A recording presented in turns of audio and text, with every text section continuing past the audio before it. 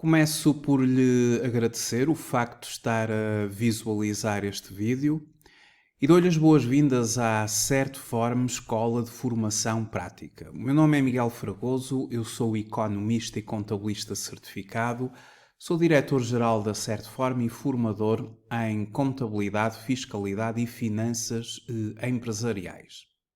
Esta é a rúbrica Trate a Contabilidade por Tu. E hoje vamos falar de fontes de financiamento da empresa. Já ouviu falar de suprimentos, prestações acessórias, prestações suplementares? Ora, eu neste vídeo vou fazer uma breve explicação dessas mesmas fontes de financiamento da empresa.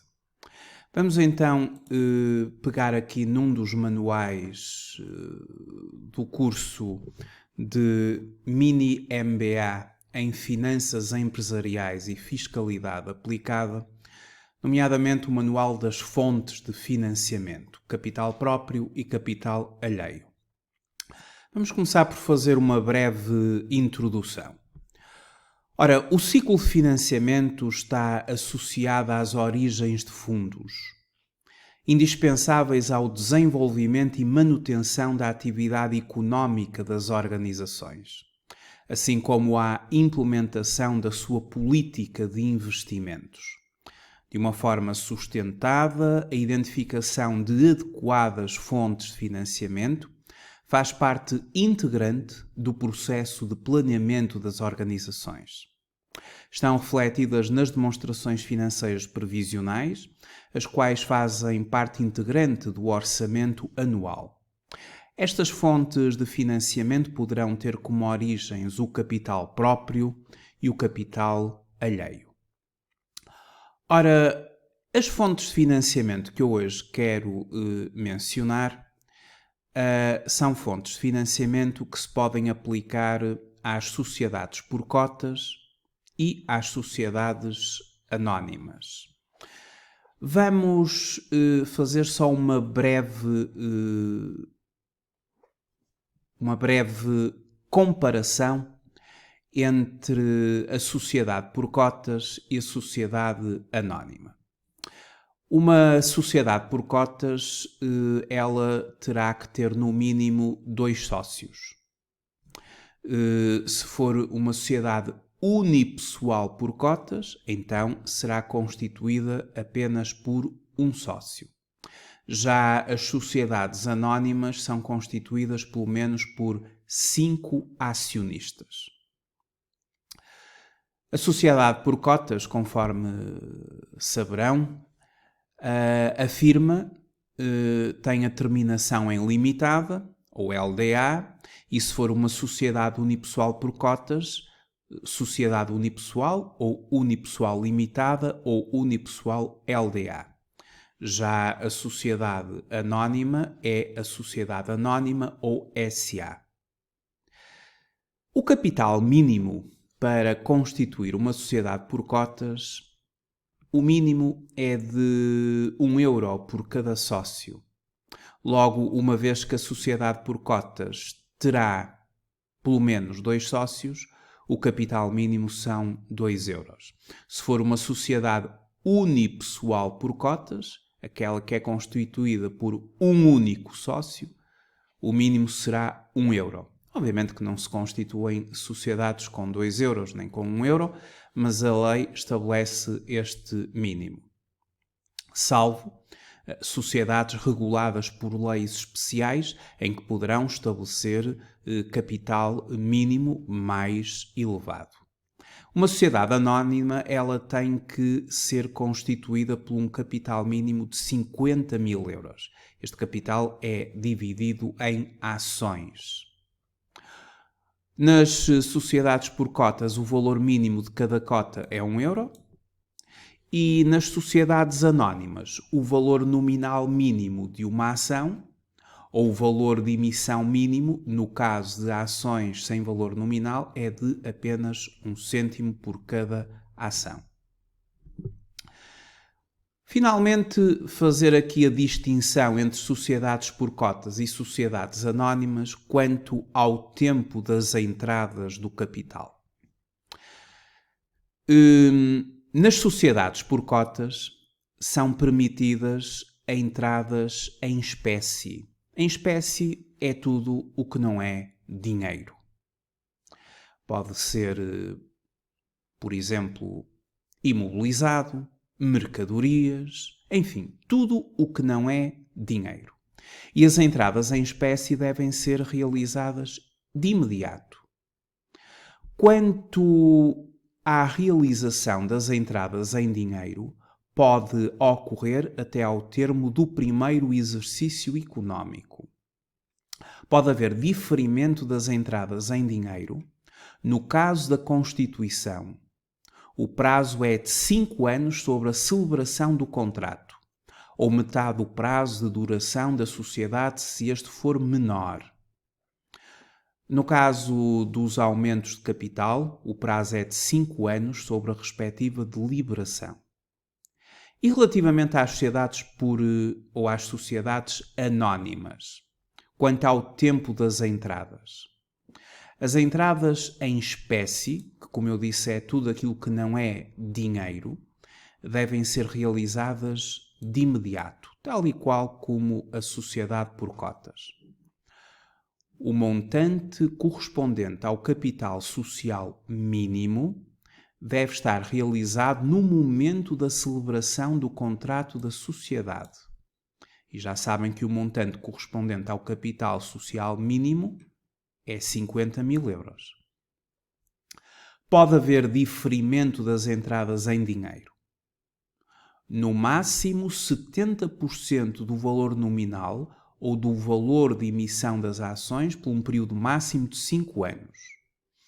O prémio de emissão não pode ser diferido. Isto só para ficarmos com uma breve comparação entre uma sociedade por cotas e uma sociedade anónima.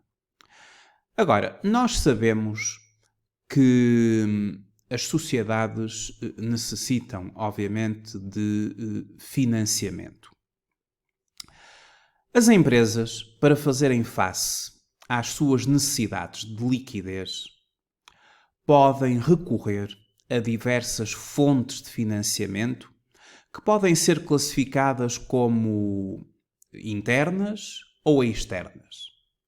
Nas fontes de financiamento internas, incluem-se, por exemplo, o aumento de capital, as prestações acessórias, as prestações suplementares e os suprimentos.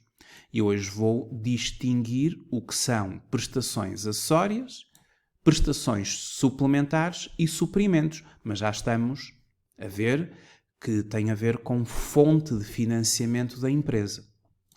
Quer as prestações suplementares, quer os suprimentos, têm em comum a satisfação de interesses da sociedade. As prestações suplementares de capital têm uma dupla função. A capitalização da sociedade, ou seja, adequar o capital próprio às necessidades da sociedade, ou então também podem funcionar como uma garantia dos credores, porque não podem ser restituídas se o capital próprio ficar inferior à soma do capital e da reserva legal. Ou seja, são uma garantia para os credores, sendo essa uma das funções do capital próprio da sociedade. Mas vamos então explorar, e eu já vou explicar um bocadinho melhor esta questão, vamos explorar então as diferentes fontes de financiamento. Isto está integrado no âmbito de outros instrumentos de capital próprio, prestações suplementares e prestações acessórias. Elas estão enquadradas no âmbito de outros instrumentos de capital próprio. Ou seja, elas figuram no balanço da empresa. Temos aqui o balanço de uma empresa, o modelo de balanço de uma empresa, e quer as prestações acessórias, quer as prestações suplementares, elas vão figurar aqui no capital próprio da empresa em outros instrumentos de capital próprio. Os suprimentos já não farão parte do capital próprio, já vou indicar onde os mesmos vão figurar. Mas vamos então começar por prestações suplementares. O que é que são prestações suplementares? Bem, é uma fonte de financiamento para a empresa, já sabemos. No que se refere às sociedades por cotas, a matéria relativa às prestações suplementares está tratada nos artigos 210 a 213 do Código das Sociedades Comerciais.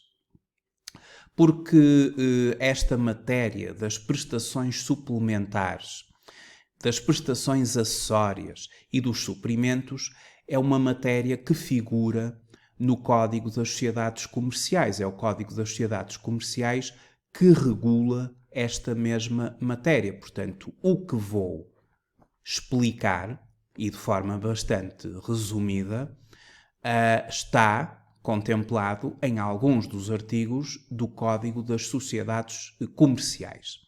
As prestações suplementares, entre os artigos 210 e 213 do Código das Sociedades Comerciais. E as prestações acessórias no artigo 209 do Código das Sociedades Comerciais. Ora então, voltando aqui, os sócios só podem deliberar que lhes sejam exigidas prestações suplementares se o contrato de sociedade assim o permitir, caso em que fixará o montante global das mesmas, os sócios que ficam obrigados a efetuá-las e o critério da sua repartição entre os sócios a elas obrigados. Uma coisa muito importante. As prestações suplementares de capital, também são denominadas prestações suplementares de capital, têm sempre dinheiro por objeto e não vencem juros. Portanto, é uma fonte de financiamento para a empresa que não vence juros. A exigibilidade das prestações suplementares depende sempre da deliberação dos sócios a tomarem Assembleia Geral, convocada para o efeito, que fixe o montante tornado exigível e o prazo da prestação, o qual não pode ser inferior a 30 dias a contar da comunicação aos sócios. As prestações suplementares só podem ser restituídas aos sócios depois destes deliberarem sobre tal, e desde que o capital próprio não fique inferior à soma do capital e da reserva. Isto é muito importante, uma vez que é uma garantia para os credores que as prestações suplementares não são restituídas aos sócios se não ficar garantido que o capital próprio da empresa não se torne inferior à soma do capital e da reserva legal. Garantia. Em resumo, verifica-se a obrigação de todos ou a alguns sócios serem exigidas prestações suplementares. Tem de estar prevista no contrato de sociedade. Caso em que as mesmas só podem ser realizadas em dinheiro e não vencem juros. Muito bem. Isto são as chamadas prestações suplementares. Vamos aqui dar um exemplo de como se contabiliza uma prestação suplementar. Vamos imaginar o seguinte. Em conformidade com o seu contrato de sociedade e por deliberação dos sócios, a Sociedade XKY Limitada constituiu prestações suplementares no montante de 5.000 euros. Aquilo que se pretende é proceder ao reconhecimento contabilístico da constituição e desembolso das prestações suplementares e depois descrever qual a função das prestações suplementares numa empresa. As prestações suplementares, elas são contabilizadas da seguinte forma. No plano de contas, nós vamos começar por pela deliberação da exigência de prestações suplementares, vamos debitar a conta dos respectivos sócios, que é a conta 268. Aqui no plano de contas, nós temos a conta 268, acionistas sócios, outras operações. Esta conta vai ser debitada e prestações suplementares, como eu já referi, é uma conta que pertence ao capital, é a conta 53 e uma conta que depois é uma divisionária, uma subconta da conta 53 que nós criamos como prestações suplementares. E esta mesma conta é creditada por 5.000 euros. Temos então aqui uma conta que representa neste momento um passivo relativamente à empresa e uma conta do capital. Seguidamente, o desembolso efetuado pelos sócios. Ou seja, os sócios fazem o respectivo pagamento à sociedade, a respectiva prestação suplementar.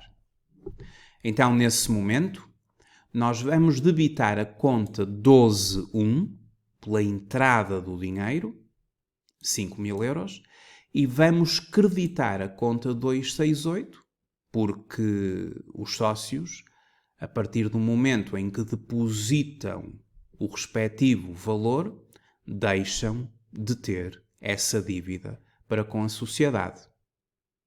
Então, na deliberação da exigência de prestações suplementares, nós começamos por debitar a conta dos sócios, que é uma conta do ativo. Ativo. Eu há bocado disse passivo. É uma conta do ativo.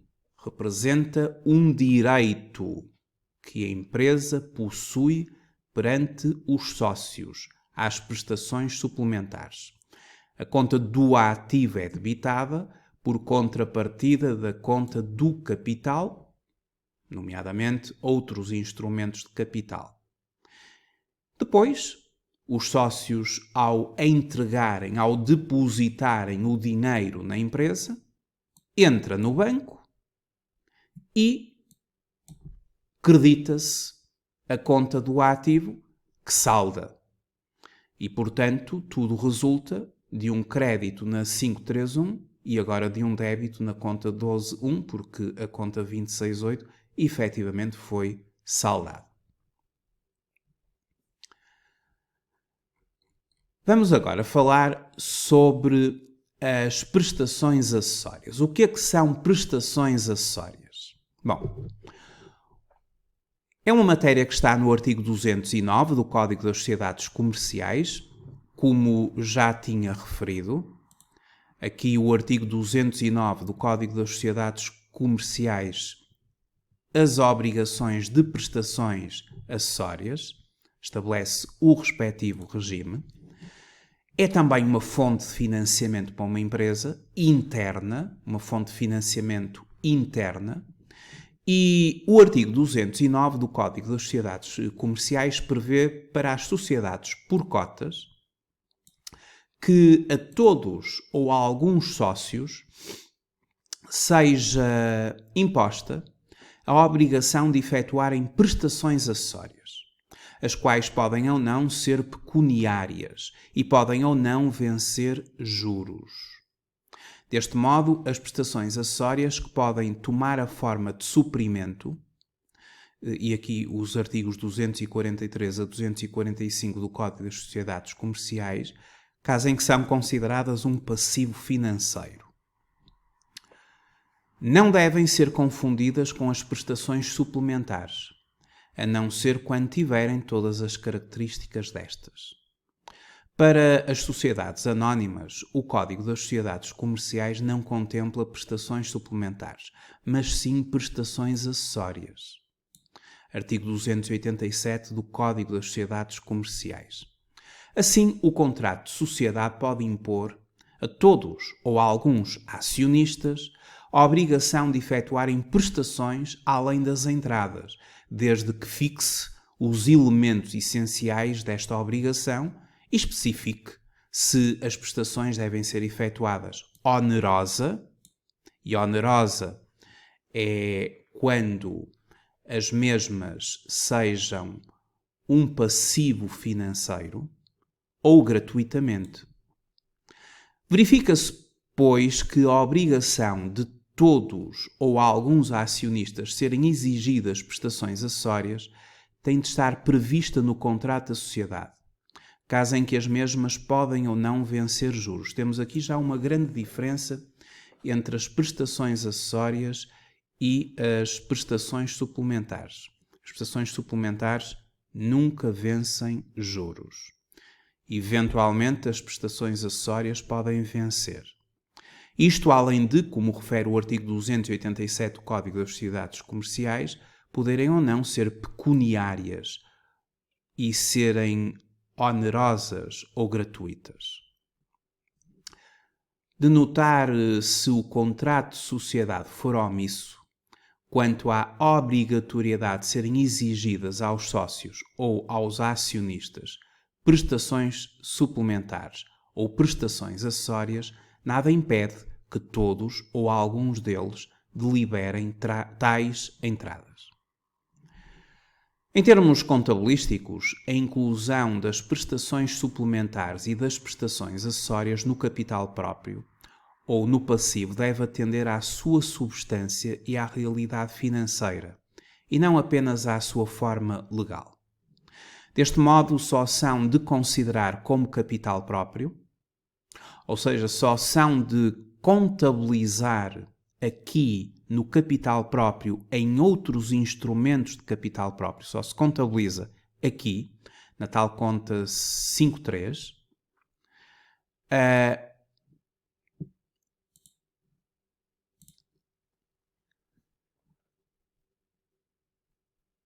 e mais uma vez, deste modo, só são de considerar como capital próprio as contribuições dos sócios que não sejam suscetíveis de reembolso. E as prestações suplementares, elas só podem ser suscetíveis de reembolso mediante aquelas condições que eu referi há pouco, a não ser a quando da redução de capital ou de liquidação da sociedade. As prestações suscetíveis de serem incluídas no capital próprio correspondem, pois, a instrumentos de capital próprio, como eu estava a dizer, equity instruments, os quais são quaisquer contratos que evidenciem um interesse residual nos ativos de uma empresa depois de deduzidos todos os seus passivos. Isto aqui em conformidade com a norma contabilística e de relato financeiro 27, instrumentos financeiros. Por seu lado, as contribuições dos sócios que deem lugar ao reembolso, vençam ou não juros, devem ser consideradas no passivo. Equivalem aos instrumentos financeiros, financial instruments, que são quaisquer contratos que deem origem a um ativo financeiro numa empresa e a um passivo financeiro ou a um instrumento de capital próprio noutra empresa. Aqui, ao abrigo da norma contabilística e de relato financeiro, instrumentos financeiros. Quando as prestações acessórias que se aplicam às sociedades anónimas e, eventualmente, às sociedades por cotas, tiverem características de capital próprio, devem ser classificadas em subconta própria 53 outros instrumentos de capital próprio. Esquematicamente, os lançamentos a efetuar relacionados com as prestações suplementares ou com as prestações acessórias, quer umas, quer outras, quando não forem suscetíveis de reembolso, são as seguintes. Pela deliberação da exigência de prestações suplementares, como fizemos ao bocado aquele exemplo, debitamos a conta do ativo 268 que já sabemos que a conta 268 é a conta de acionistas sócios, outras operações. Creditamos a conta 53.1, outros instrumentos de capital próprio, que podemos subdividir em prestações suplementares e em prestações acessórias.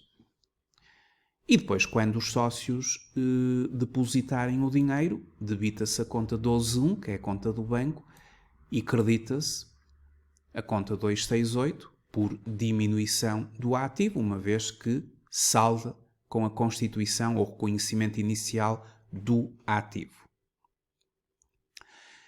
E o que é que são suprimentos? Portanto, vimos o que eram prestações suplementares, o que eram prestações acessórias e agora vamos falar sobre suprimentos.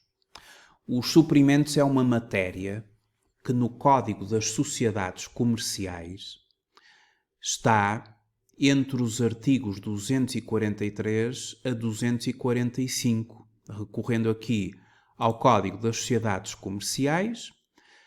O contrato de suprimento é regulamentado nos artigos 243 a 245 do Código das Sociedades Comerciais. Então vamos ver o que é um suprimento. Considera-se contrato de suprimento o contrato pelo qual o sócio empresta à sociedade dinheiro ou outra coisa fungível, ficando aquela obrigada a restituir outro tanto do mesmo género e qualidade, ou pelo qual o sócio convenciona com a sociedade o diferimento do vencimento de créditos sobre ela, desde que, em qualquer dos casos, o crédito fique tendo caráter de permanência. Ora bem, um suprimento é um empréstimo que o sócio ou os sócios fazem à sua empresa. É uma ferramenta de financiamento. A empresa poderia recorrer a uma fonte de financiamento externa, por exemplo, à banca. Mas o suprimento é uma fonte de financiamento interna. A empresa necessita de um financiamento, os sócios têm disponibilidade financeira para tal e são eles a emprestarem dinheiro à empresa. Então aqui no suprimento nós estamos perante uma ferramenta de financiamento que vai constituir um financiamento obtido pela empresa. Ora, do ponto de vista contabilístico, os suprimentos são para a sociedade um financiamento obtido. Os suprimentos vencem juros conforme tenha sido ou não deliberado pelos sócios. Podem vencer juros ou não. Os suprimentos podem ser em dinheiro ou em outra coisa fungível. A previsão dos suprimentos no contrato de sociedade é facultativa. Então penso que ficou claro que suprimento é um empréstimo do sócio à empresa e que pode vencer juros ou não. Então eu vou dar um exemplo de uma situação de suprimento que vence juros. E vamos ver como é que isto se trata na contabilidade da empresa. A sociedade PPP Limitada foi constituída no dia 14 de 9 do ano N, com um capital social de 10.000 euros. Vejam, é uma sociedade por cotas. E é uma sociedade com um capital de 10.000 euros. O mínimo seria 1 euro por cada sócio. Vejam que os sócios resolveram constituir uma sociedade com partes iguais. O Alberto Marques e a Madalena Rodrigues significa que cada um tem uma cota de 50% e a cota de cada um tem o valor de 5.000 euros. E no seu pacto social não existe nenhuma cláusula relativa a suprimentos. Confrontados com a insuficiência do capital social, os dois sócios reuniram no dia 12 de 1 do ano N+1, deliberando por unanimidade que ambos realizariam até 15 de 2 do ano N+1 um suprimento de 5.000 euros cada. Um empréstimo à empresa de 5.000 euros cada. Portanto, o empréstimo vai ser de 10.000 euros. Cada um vai participar com 5.000 euros. A ser reembolsado com juros. Lembrem-se que as prestações suplementares não podem vencer juros e estão integradas num instrumento de capital, mas os suprimentos vencem juros por opção. Claro, poderiam não vencer, mas aqui eles querem que vençam. A 15 de 2 do ano N+2, ou seja, passado um ano. Eles vão emprestar dinheiro à empresa e o contrato de suprimento é de um ano. E a taxa de juro anual é de 3%. 3% é a taxa de juro exigida pelos sócios à empresa.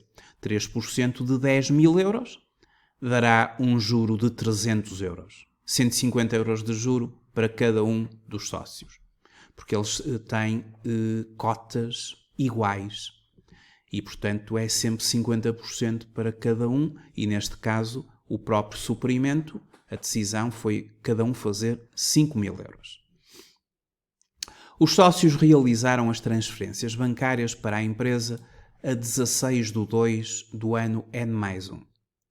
Então, proceda ao reconhecimento contabilístico referente à realização dos suprimentos, proceda ao reconhecimento contabilístico referente ao reembolso dos suprimentos e depois, aqui no enunciado, eu peço para que se faça uma síntese da comparação entre prestações acessórias, prestações suplementares e suprimentos. Enfim, aqui já falamos sobre isto tudo nesta apresentação. Vamos então ver como é que se contabilizam os suprimentos. Primeiro momento aqui é o reconhecimento contabilístico referente à realização dos suprimentos. O suprimento é um empréstimo que o sócio faz à empresa. Então, quando deposita o dinheiro, e o dinheiro foi depositado segundo os dados ou as transferências bancárias foram realizadas no dia 16 de 2 do ano N+1, pela realização dos suprimentos, debitei a conta 12.1, que é a conta do banco, que aumentou, reforçou 10.000 euros, e agora a sociedade tem dívidas para cada um dos sócios. A dívida para o Alberto Marques, de 5.000 euros, porque é um financiamento, a sociedade fica a dever o valor aos sócios, porque vai ter que restituir daqui por um ano. Uma dívida é um passivo. Logo, esta conta é uma conta de passivo. Um passivo do sócio Alberto Marques e um passivo da Madalena Rodrigues. 5.000, 5.000. É a conta 253221. Aqui no plano de contas, a conta 25 é a conta dos financiamentos obtidos. Precisamente. Vejam a diferença entre a contabilização. Quando era uma prestação suplementar, integrava o capital, outros instrumentos de capital próprio. Agora, como é um suprimento e como é um financiamento obtido pela empresa, integra financiamentos obtidos, não é um financiamento da banca, caso fosse, iria aqui para estas contas, mas é um financiamento daqueles que são participantes de capital e, no caso concreto, 2532, outros participantes, suprimentos e outros mútuos. Esta é a conta correta a utilizar. Depois eu tive a preocupação dentro desta conta 2532 de subdividir ainda mais esta conta, de modo a identificar o próprio sócio. O Alberto Marques termina aqui em 1, a Madalena Rodrigues termina em 2, cada um é constituído um passivo de 5.000 euros por cada um. Esta é a contabilização da realização dos suprimentos. Debitar o ativo, bancos, creditar os 2 passivos. E quando a empresa daqui a um ano devolver o dinheiro aos sócios? Aí será o reconhecimento do reembolso dos suprimentos. Nesse caso, a empresa tem que fazer o seguinte. Quanto é que o Alberto e a Madalena vão receber? Bem, eles vão ter que receber cada um 5.000 euros. Já sabemos, não é? Se não houvesse juros, cada um recebia os 5.000 euros e acabou. No entanto, neste contrato de suprimento há a contratualização de juros. Os sócios emprestam, mas exigem juros à taxa de 3%. E 3% de juros é uma taxa de juro anual de 3% sobre os 10.000 euros. Ou seja, 300 euros em juros. O que vai acontecer é que a empresa vai ter que pagar aos sócios os 10.000 euros, 5.000 para cada um, mais 300 euros de juros, 150 euros para cada um. Ou seja, cada sócio vai receber 5.150.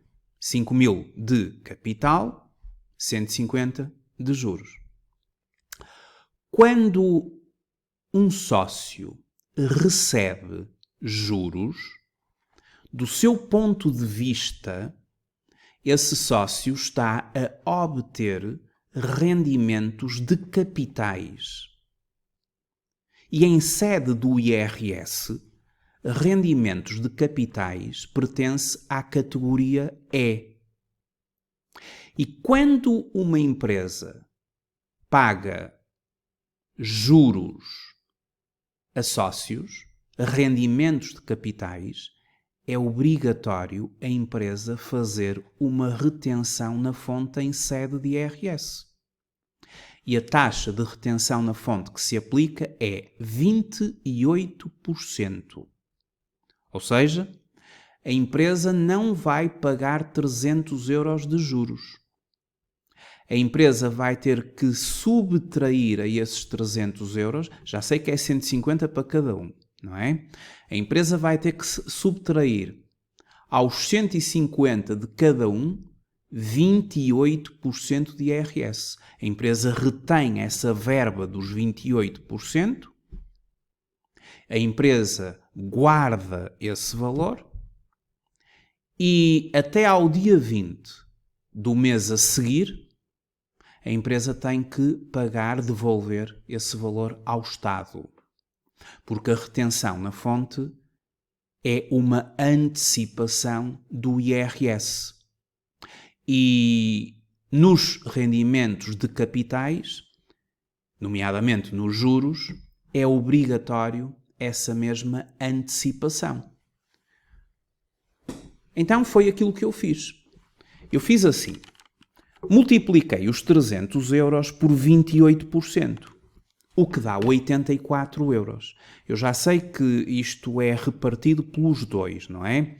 Porque cada um vai receber 150 euros de juros. 150 vezes 28 dá 42. 42 euros e aos 150 euros de juros, a empresa tem que subtrair os 42. Então a empresa só pode pagar juros líquidos de 108 euros. Então a empresa vai devolver ao Alberto 5.000 euros de capital mais 108 euros líquidos de juros e vai devolver à Madalena 5.000 euros em capital, mais 108 euros de juros líquidos. Porque tem que haver retenção em sede de IRS. Deste modo, eu faço o seguinte. Quanto é que sai da conta da empresa neste momento? Sai 10.216, que é 5.118 para cada sócio. 5.118, correto? 10.216 é aquilo que a empresa tem que pagar aos sócios, não é? Os 216 é 108 euros de juros líquidos para cada um, mais 5.000 euros para cada um de capital. 5.108 vezes 2, 10.216, isto é o que sai da conta da empresa. Neste momento, a empresa fica saldada relativamente aos dois sócios. A dívida extingue-se. Então, nós vamos debitar as duas contas dos sócios para que elas saldem. Eu debito um passivo quando ele diminui. E aqui o passivo está a diminuir porque estou a pagar. Os juros é sempre um gasto. E no plano de contas, a conta 69, gastos de financiamento, 69,18, outros juros, é a conta que deverá ser utilizada. Está bem? Gastos de financiamento, juros suportados, outros juros.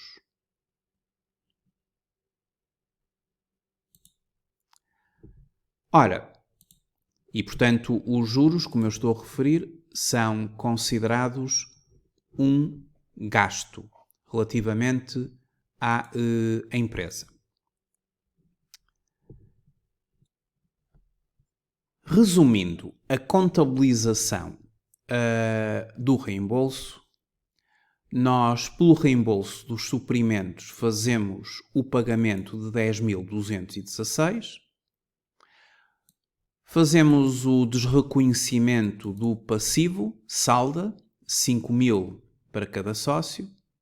Os juros é um gasto, como eu estava a dizer, de 300 euros. E a retenção em sede de IRS, que constitui agora, neste momento, para a empresa um passivo, uma dívida para com o Estado, porque a empresa tem que guardar o montante de IRS para o pagar ao Estado até ao dia 20 do mês seguinte, e são 84 euros. E, portanto, aquilo que caracteriza os suprimentos é o facto de os suprimentos serem contabilizados no passivo, ou seja, na conta do plano de contas, aqui vimos a conta 25, financiamentos obtidos, nomeadamente participantes de capital, outros participantes, suprimentos e outros mútuos. Portanto, é contabilizada no passivo. Pode ser em dinheiro, ou podem ser em dinheiro ou outra coisa fungível. Podem vencer juros, e o exemplo que eu dei, vencem juros. Os suprimentos são, efetivamente, uma ferramenta de financiamento da empresa. Em contraposição, as prestações suplementares, elas são contabilizadas no capital próprio, no exemplo que eu há bocado dei, nomeadamente em outros instrumentos de capital próprio, só podem ser em dinheiro, portanto o objeto só poderá ser dinheiro. Elas não vencem juros, é outra característica extremamente importante. E depois, as prestações acessórias, que são também uma fonte de financiamento e que são adequadas tanto para as sociedades anónimas como para as sociedades por cotas, porque as prestações suplementares apenas se aplicam às sociedades por cotas. As prestações acessórias têm um conjunto de características que eu referi. Elas podem ser contabilizadas ou no capital da empresa ou no passivo, vai depender se são a nível pecuniário e, portanto, podem ou não vencer juros.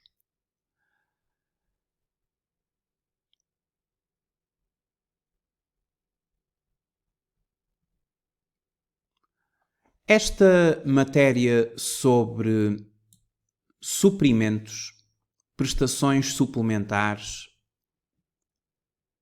e prestações acessórias, entre outras matérias relativas às fontes de financiamento da empresa, no que se refere ao ciclo de financiamento, é uma matéria que, a certa forma, desenvolve no mini MBA em Finanças Empresariais e Fiscalidade Aplicada. Esta formação é uma formação que pode consultar no site da Certform, em e-learning e live streaming. Nós temos o conjunto de cursos que estão a ser ministrados na modalidade de e-learning e o conjunto de cursos que estão atualmente a ser ministrados na modalidade de live streaming. E em e-learning temos o mini MBA em Finanças Empresariais e Fiscalidade Aplicada. Nesta formação, que é constituída por 50 horas,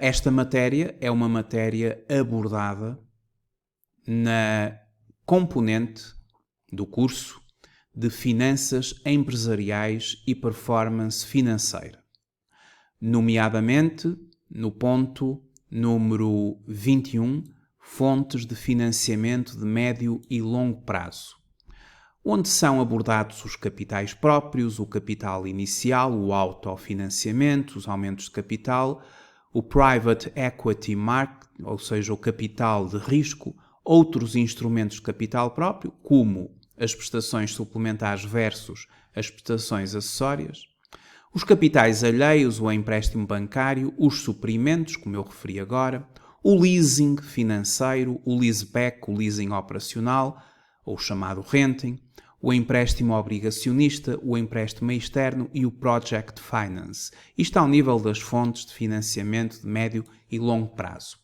E o importante aqui, nesta formação, é a obtenção de conhecimento para decidir qual a melhor fonte de financiamento para a empresa. O curso é constituído por 3 módulos: o módulo de Contabilidade e Demonstrações Financeiras, o módulo de Gestão Fiscal da empresa, com IRC e IVA, e depois o módulo de Finanças Empresariais e Performance Financeira da empresa. Esta formação é uma formação que se destina a todos aqueles que na sua atividade profissional precisem ou venham a necessitar de formação prática em análise e interpretação das demonstrações financeiras, finanças empresariais, avaliação de projetos de investimento e fiscalidade da empresa, IVA e IRC, de forma a enfrentarem os desafios profissionais com a preparação adequada. Esta formação é uma formação certificada. Certiform é uma entidade certificada em 13 áreas de formação. Este curso pertence à área das ciências empresariais. No final do curso é emitido um certificado de formação profissional através da plataforma SIGO, que é a plataforma que as entidades de formação profissional utilizam para a emissão dos seus certificados de formação. No nosso site pode ler as regras de funcionamento dos cursos e-learning e após fazer a inscrição no curso vão-lhe ser atribuídas as credenciais para iniciar o seu percurso formativo em finanças empresariais e fiscalidade aplicada. E a nossa plataforma de e-learning está aqui, a sua página inicial, e quando receber as credenciais, fará o respectivo login, colocando o seu nome de utilizador e a sua palavra passe.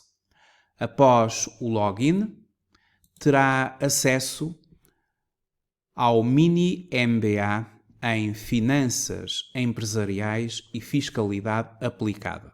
Nós temos uma série de cursos no sistema e-learning e o mini MBA em Finanças Empresariais e Fiscalidade Aplicada, cá está ele, com todo o seu percurso formativo.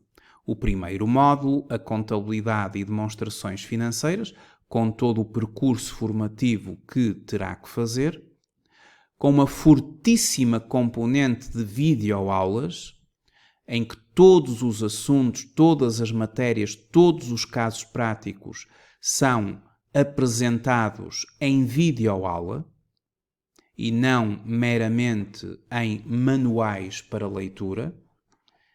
O módulo da gestão fiscal, também com uma componente de videoaulas e respectivos manuais, e o percurso formativo das finanças empresariais e performance financeira, também com toda a sua componente de manuais e toda a sua componente de videoaulas. Todos os recursos didáticos deste curso, a nível de manuais e de apresentações, estão na área de arquivos, onde poderá fazer o download para o seu computador, para que no final da formação fique com todo o material do curso, para que possa sempre consultar quando assim tiver necessidade.